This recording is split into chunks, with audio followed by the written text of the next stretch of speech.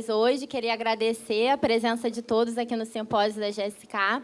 E queria convidar o Dr. Daniel Jarovski, que vai ser nosso palestrante hoje. O Dr. Daniel vai falar do tema baixas coberturas vacinais no Brasil para a doença meningocócica e o risco para os adolescentes. O Dr. Daniel é pediatra, infectologista, professor e instrutor da Faculdade de Ciências Médicas da Santa Casa de São Paulo, secretário do Departamento de Imunizações da Sociedade de Pediatria de São Paulo e consultor médico em imunizações Fleury São Paulo. Muito obrigada, doutor Daniel. Uma boa aula. Obrigado, Joana. Bom dia, pessoal. Obrigado pelo convite da GSK, obrigado pela oportunidade de participar de um evento tão casa cheia. Agora o pessoal está enchendo a pança ainda, mas a casa cheia. Então, coube a mim falar um pouquinho sobre doença meningocócica. O maior desafio da minha aula hoje vai ser não sobrepor a aula do Juarez. É difícil sempre pegar a aula depois dele, né? Gosto muito da sua aula, já te falei várias vezes. Então, eu vou tentar não ser chato, nem pesado, nem repetitivo, o mínimo possível. Tem alguns slides, de fato, muito bonitos, que eu vou repetir, que ele usou. Mas, eu queria agradecer, de novo, pela oportunidade. Faz 10 anos que eu não venho a Recife. O problema é que vou ficar 18 horas em Recife. Então, eu só disse que eu conheço o aeroporto, o hotel, e eu volto para o aeroporto. Então, podia ter sido um pouco melhor a minha visita a Recife esse ano. Mas eu volto. Bom, esses são os meus conflitos de interesse. Então, rapidamente, só relembrando, complementando o que já foi falado de meningo, lembrar que doença meningocócica é uma doença espectral, significa que vai desde o polo mais brando, às vezes assintomático, pauci-sintomático, ou seja, pouco sintomático, até os casos graves, fulminantes e altamente letais da doença meningocócica invasiva ou meningococcemia. Então, entre os fatores que associam, né, que estão associados a essa tendência aí de um lado para o outro, principalmente se dá do indivíduo, mas também a vacinação. Então, a vacinação tem um papel importantíssimo em aliviar essa carga de doença meningocócica. Esse é um slide bastante semelhante com o que o Juarez mostrou, só ilustrando, né, que a grande característica da doença meningocócica é a sua rapidez, né? Os casos graves, eles evoluem em menos de 24 horas para casos de óbito. Ou seja, para nós, intensivistas, a gente que lida no PS já cansou de ver, é uma doença rara, mas a gente já cansou de ver na nossa vida, casos de jeca, faringoamidalite, febre inespecífica que vem no PS na madrugada, tem alta com sintomáticos e volta 12, 18 horas depois em quase rigor mortis. Então, isso é uma característica muito peculiar da doença meningocócica que a gente não vê com pneumo, com hemófilos, Staphylo aureus, por exemplo. Eu gosto de ilustrar a minha aula com um caso clínico. O Juarez já conhece o caso clínico, então ele não vai soprar nada, né? Mas, então, é um adolescente de 15 anos, natural e procedente de São Paulo, capital, que chega no pronto-socorro com um quadro bem inespecífico de febre e mal-estar há 4 horas. O pediatra já fica bravo pra caramba quando chega com uma queixa só de 4 horas, né? Que diabos vai fazer no pronto-socorro com 4 horas? Mas vamos contextualizar para ninguém ficar bravo com ninguém. Então, basicamente é isso, é só uma febre sem sinais e um mal-estar, sem nenhum outro sintoma associado, mas é uma adolescente que tem esferocitose hereditária e foi esplenectomizada na adolescência, ou seja, um pouco mais no início da adolescência. Perdão, ela tinha 6 anos, né, quando ela era pequena, e, apesar disso, ela era vacinada. Ok? Então, pergunto a vocês, levanta a mão, a votação aqui. O fato de ter a vacinação completa, adequada, nessa situação, tranquilizaria vocês? Levanta a mão quem acha que sim, eu estou tranquilo porque essa criança está adequadamente vacinada segundo o CRI. Quem levanta a mão? Ninguém. Quem acha que não, isso não importa nesse caso, eu continuo preocupado com essa criança, mesmo tendo tudo certo? Eu entendo que 90% da sala não sabe, então, não vai se pronunciar. Ok. Brincadeira, pessoal, brincadeira. A criança ficou em observação no pronto-socorro, teve um episódio de vômito, manteve febre, um pouco de prostração, exames laboratoriais, nada ilustrativos de nada específico. Quando ela subiu para a retaguarda do pronto-socorro, no exame físico de entrada da unidade, já começaram a surgir algumas lesões. Isso aqui é o calcanhar, esse é o pé da criança, ok? Da adolescente. A gente vê algumas lesões pontiformes, mas sugestivas de hemorrágica, né, de extravasamento sanguíneo. E, infelizmente, daí para frente começa a história dessa criança, desse adolescente, né? O quadro clínico foi se deteriorando, febre persistia, instabilidade hemodinâmica, precisou ser entubada, e as lesões de pele passaram a ser cada vez mais importantes, vamos dizer assim. Eu vou mostrar para vocês como essa criança evoluiu nos dias seguintes, tá ok? Então, essas são as lesões extensas pra caramba, aqui, membros superiores, membros inferiores, tórax, a face, tá certo? Então, para quem não teve a oportunidade de ver talvez um extremo máximo da doença meningocócica, este é um dos exemplos que eu trago a vocês, tá? E aí, bom, foi feito tudo direitinho, droga vasoativa, fluidos, antibiótico, conseguiu colher líquor no começo da história, antes dela entrar nesse quadro crítico, né? E aí a gente recebeu o PCR, o resultado de biologia molecular dessa criança com meningo B no líquor. Então, ficou com uma meningococcemia com meningite por meningo B. Lembrando que meningo B não está disponível na rede pública e naquela época também não estava. Bom, apesar de todo o trabalho que foi feito, adequado, a paciente faleceu com 9 dias de internação e a gente, infelizmente, já previa que isso fosse acontecer. Esse caso trágico ele ilustra para a gente algumas características importantes da doença meningocócica. Primeiro, a gravidade, que eu ilustrei para vocês, população adolescente, sendo sempre um calcanhar de Aquiles da doença meningocócica, e o meningo B, que se tornou um dos principais sorogrupos, de meningo no Brasil, tá ok? E aí, quando a gente achava que estávamos indo no caminho certo em direção ao controle da doença meningocócica, ou meningites no mundo, né, a gente viu que o melhor jeito de se prevenir doença meningocócica não foi através da vacinação, mas sim foi através da Covid-19. Né? Os casos, se teve alguma coisa boa que talvez a Covid trouxe para nós, foi quase zerar os casos de doença meningocócica. Mas não dá para comemorar muito. A gente viu já precocemente, em alguns países, já a curva de ascensão de casos de doença meningocócica, alguns ano e meio depois da pandemia, e isso já demonstrou que, numa velocidade bem menor do que pneumo, os casos de meningo voltaram a subir no mundo inteiro. Então, a gente tem vários exemplos de retratos na mídia de doença meningocócica, meningite, ocorrendo em várias regiões de São Paulo e do Brasil. Então, de fato, os números são inequívocos que tudo voltou a subir no período pós-pandêmico no Brasil também. Então, é uma realidade. A gente, de fato, se a gente junta as baixas coberturas vacinais com o aliviamento das medidas de isolamento social da Covid-19, tudo vai voltar ao normal, e não vai voltar ao normal, vai voltar pior, assim como a gente viu com doença pneumocócica. Então, para a gente chegar no controle da doença meningocócica, a gente precisa de principalmente três grandes fatores, tá ok? Primeiro, obviamente, altas coberturas vacinais. Segundo, tem que se contemplar adolescente na vacinação meningocócica e com o maior espectro de cobertura possível, né? Isso faz total sentido. Então, a gente vai começar com coberturas vacinais bem rápido. Esses dados são os dados do Reino Unido, que talvez seja o país que tenha demonstrado o maior sucesso precoce de controle da doença meningocócica no mundo. E desde 1998, eu vou mostrar exemplos disso. Então, o que eles têm que nós não temos? Taxas altíssimas de cobertura vacinal de todas as doses, inclusive reforço. Tá? Então, esse é o cenário. O que eu vou mostrar nos slides mais para frente de Reino Unido, vocês têm que lembrar disso aqui. Esse é o número que o Reino Unido lida quando se fala no impacto da vacinação. E esse é o nosso.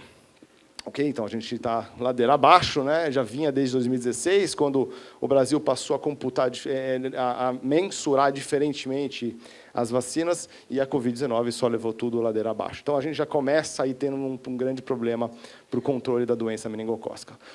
Segundo ponto é contemplar adolescentes. E já foi falado isso, o foco da manhã de hoje é a vacinação do adolescente. E eu vou repetir bem rápido, para não ficar pesado, né? O que o adolescente tem que os outros não têm. E esse slide é muito bonito, Juarez, de fato, não tem como não mostrar. Lembrar que pneumo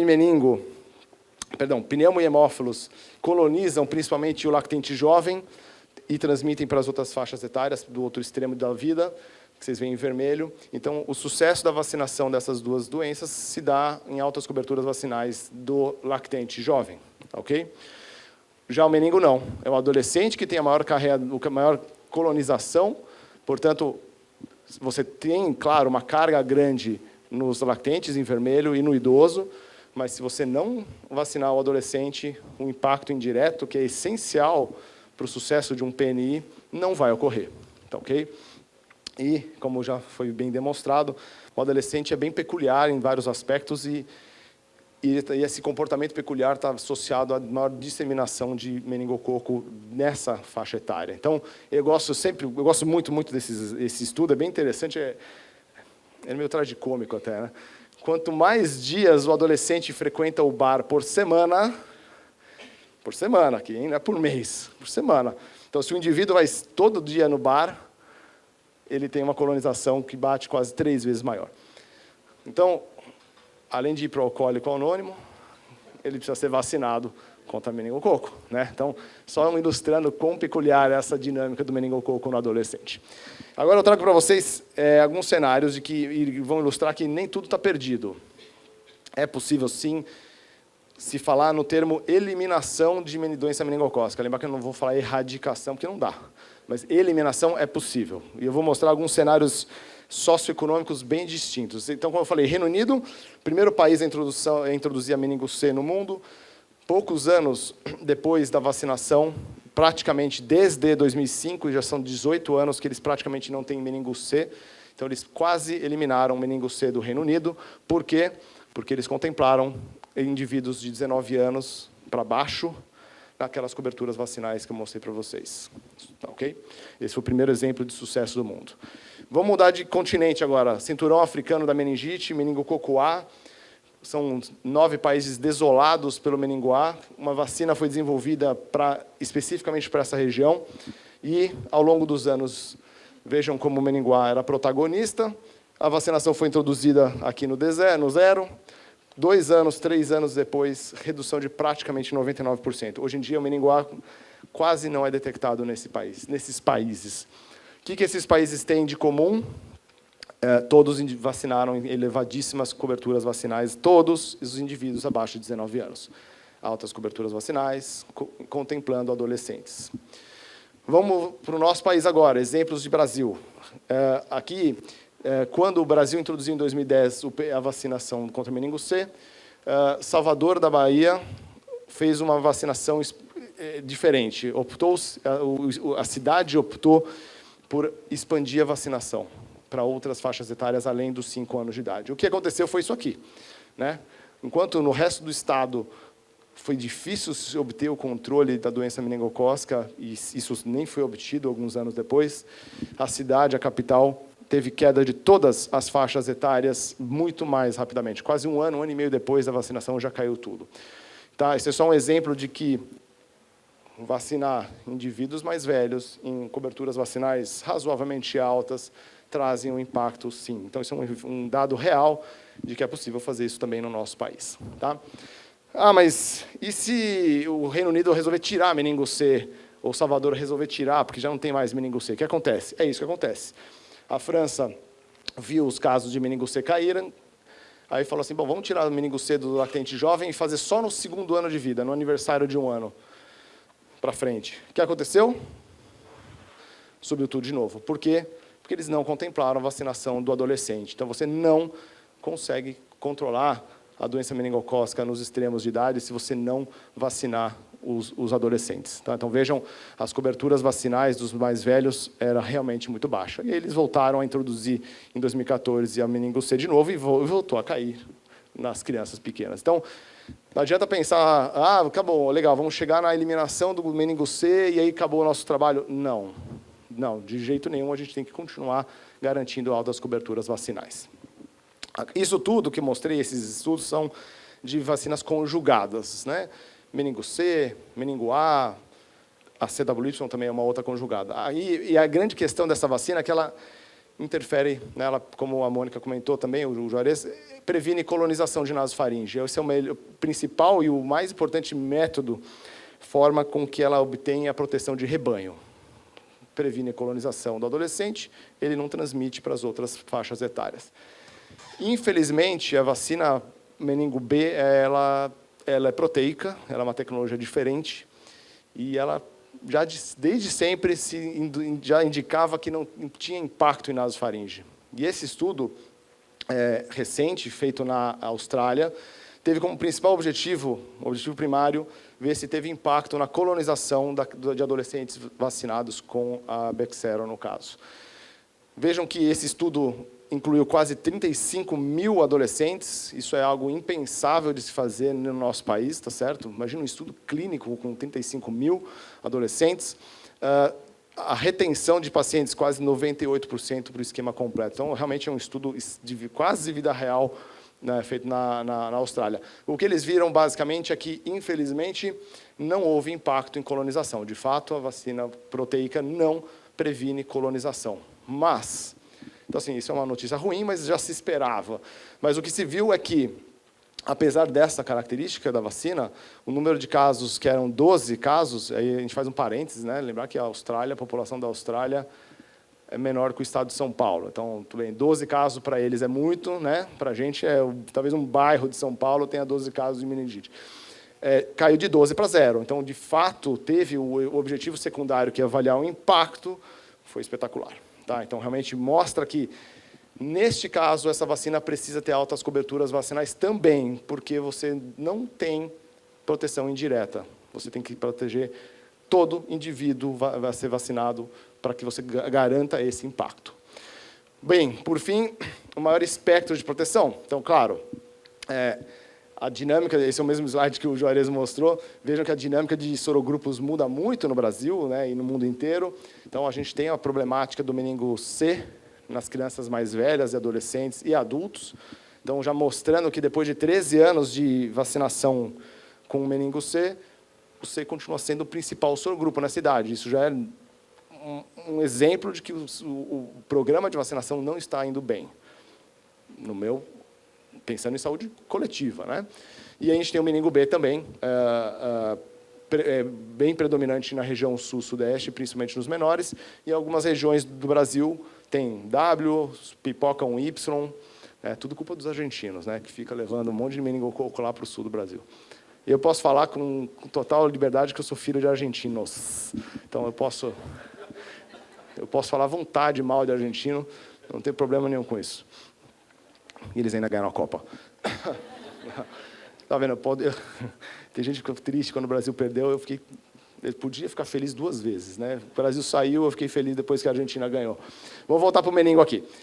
Voltando para os dados de vida real do Reino Unido, ok? Esses são dados de meningo B. Só mostrando para vocês que aqueles lactentes jovens que não terminaram o esquema de vacinação com meningo B não tiveram nenhuma mudança na tendência. Isso aqui é tendência, a linha azul é a tendência esperada para a doença meningocócica pelo grupo B no Reino Unido. Vejam que não houve nenhuma mudança na tendência de doença para aqueles que não completaram o esquema vacinal, tomaram só 1, 2 doses.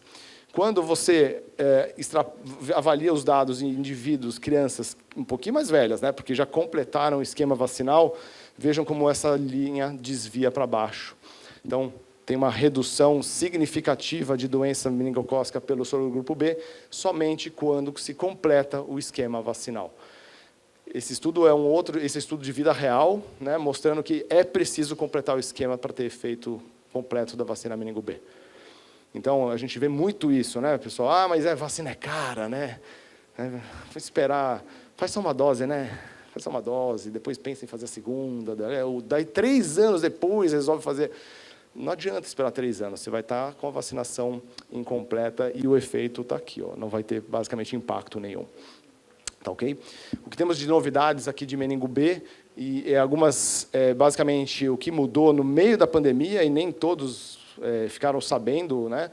Acho que agora a maioria sabe, né? O esquema passou a ser 2+1, a gente vai revisar isso no finalzinho. Então, agora só tem 2 esquemas vacinais a partir de 2 meses de idade, o esquema de 2+1 para todos, até os 2 anos de idade. E, no ano passado, foi incluído a característica de proteção cruzada contra o sorogrupo W, que, infelizmente, não vou poder falar hoje, não vai dar tempo de falar hoje com vocês sobre isso. O Juarez já comentou esse slide, né? Eu vou só passar, não vou entrar em detalhes da discussão, mas só lembrar que tem a questão da vacinação do adolescente mais velho, caso não tenha sido vacinado antes de fazer 2 doses, não vou perder tempo com esse slide. Vejam como a vacinação meningocócica ela é recomendada por várias sociedades médicas brasileiras, tá certo? Que reforçam a importância da vacinação não só do adolescente, obviamente, claro, que é o nosso foco hoje, e temos que trabalhar mais nessa faixa etária, mas também nos lactentes e crianças menores. Tá? E eu vou terminar minha apresentação com 2 últimos slides em relação à posologia dessas 2 vacinas, que também traz muita dúvida, tá certo? Na prática, na vida real. Lembrando que aqui eu vou falar da vacina da GSK, então, tem algumas pequenas diferenças de alguns produtos, então, o que eu estou apresentando agora não necessariamente se extrapola para os outros produtos que podem estar disponíveis, ok?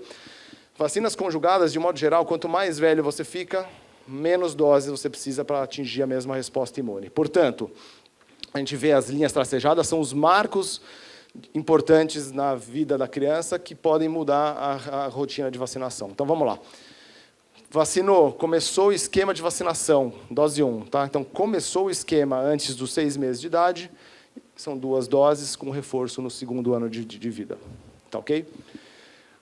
Fiquei um pouquinho mais velho, fiz 7 meses de idade, fiz a primeira dose, eu já estou ficando mais velhinho. Né?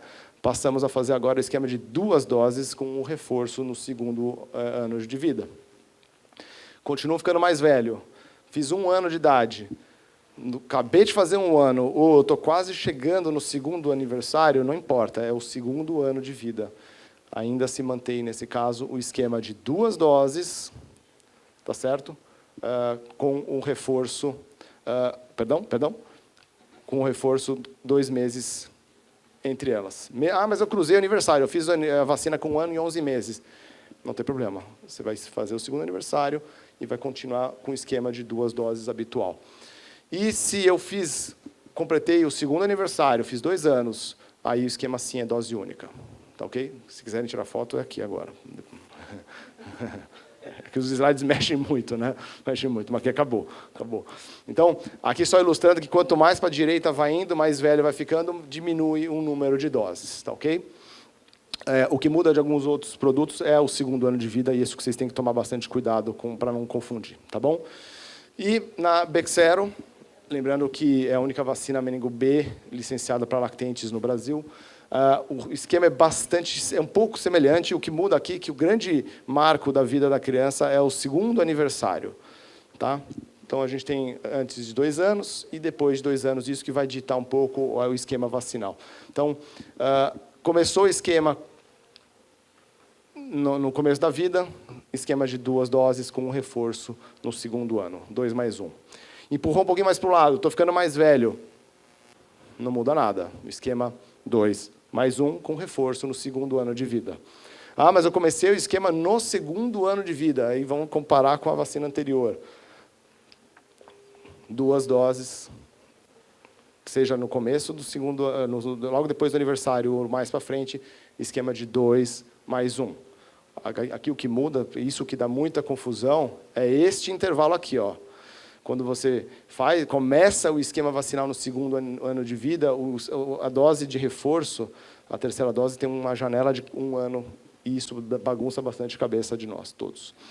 E aí, só no cenário em que você começa a vacinação no 2º... Calma que eu já vou... não tira foto, não.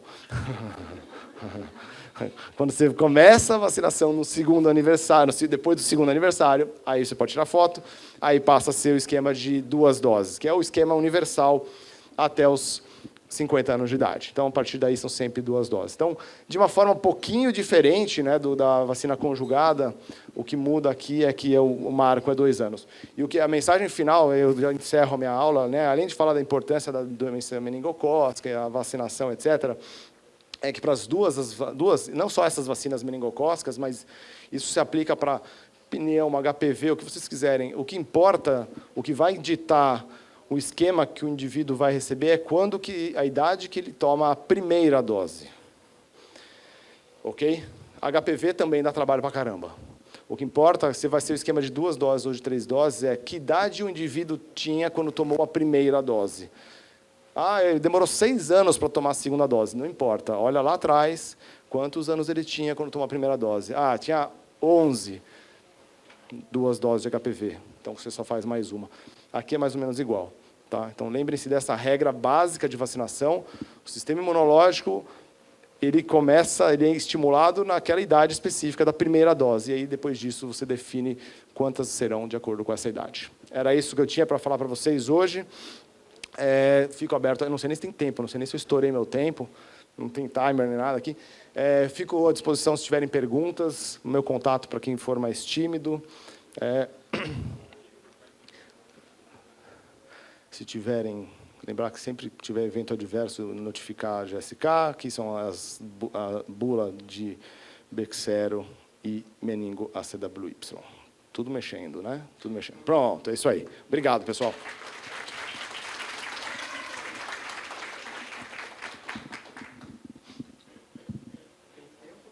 Temos tempo de perguntas? Como estamos de tempo aí? Tempo não tem, então...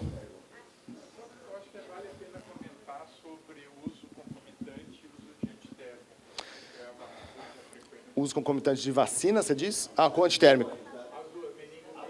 Meningo B e ACWY, né? Então, vamos lá.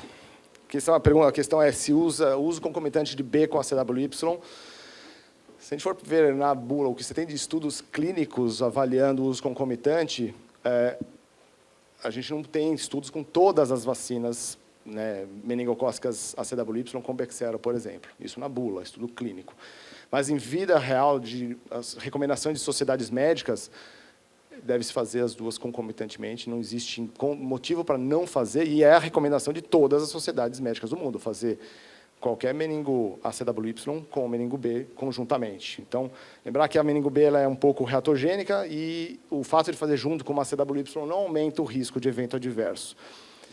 E aí a outra questão é o uso profilático de paracetamol, né, em caso de meningo B. É interessante, Juarez, esse comentário, porque os dados que o Reino Unido mostrou para o mundo, acho que a gente não vê isso na nossa prática clínica, né? Eles viram que, quando o Reino Unido foi o primeiro país a usar meningo B de uma forma universal no país, e aí eles viram que, por conta dos eventos adversos, principalmente febre, teve um aumento muito, muito grande de coleta de exames e internações por febre sem sinais localizatórios no Reino Unido, né? E a gente não vê isso.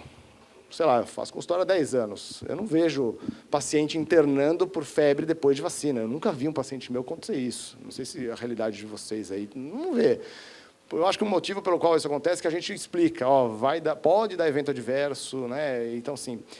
Então, a recomendação do Reino Unido é fazer a profilaxia com paracetamol. Aqui no Brasil, a gente não coloca... As recomendações são bem... pode ser feito, etc. Eu gosto de tentar uniformizar bastante as condutas. Eu acho que... Se você começa a abrir muitas exceções, bagunça a cabeça de todo mundo. Via de regra, eu não vejo necessidade de fazer um paracetamol antes da meningo B, ok? O que eu acho que é importante é orientar que pode sim ter evento adverso, e aí, caso tenha, você pode fazer. O que a gente faz com qualquer vacina. Indivíduos que têm propensão à convulsão febril, por exemplo, aí é a mesma recomendação que faria com uma penta brasileira no posto. Nesse caso em particular, eu talvez faria algo profilático. E não tem estudos, não tem dados de interferência negativa na resposta imune das vacinas, isso é um ponto importante. Se optar por fazer, não tem problema, não vai trazer nenhum prejuízo. Mas, via de regra, Juarez, não sei se você compartilha comigo essa opinião. Eu não tenho recomendado fazer para todo mundo não profilático, porque vai muito bem, no geral, desde que você explique e antecipe para os pais o que pode acontecer. Isso traz bastante segurança na vacinação. Muitíssimo obrigado. Acho que estourou tempo. Obrigado, eu fico à disposição até o fim do simpósio, se tiverem algumas dúvidas. Obrigado.